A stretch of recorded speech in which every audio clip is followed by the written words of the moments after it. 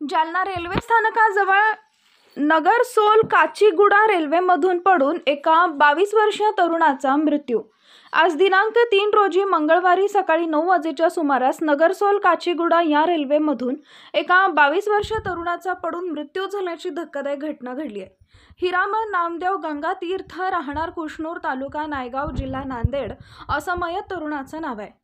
हिरामन गंगातीर्थे हा आई-वडिलांसोबत सैलानी इथं दर्शनासाठी गेला होता। परत आल्यावर त्यांनी जालना येथील बस स्टँडवर रात्री मुक्काम केला। सकाळी रेल्वे पकडून तो आपल्या गावी नांदेडकडे जात होते। रेल्वे जालनाकडे रेल्वे स्थानकपासून 1 ते 1.5 किलोमीटर अंतरावर गेल्यावर जेवण करण्यासाठी हात धुत असताना तोल जाऊन गाडीखाली आला। युवकाचा रेल्वेखाली पडून दुर्दैवी मृत्यू झाल्याने परिसरात हळहळ व्यक्त होतीये। या घटनेची माहिती कळताच रेल्वे पोलीस घटनास्थळी दाखल झाले असून पोलिसांनी घटनेचा पंचनामा करून पोलिसांनी ताब्यात घेऊन शासकीय सामान्य रुग्णालयात पाठवलंय। मी सैलानी बाबाला जेवायला गेलतो।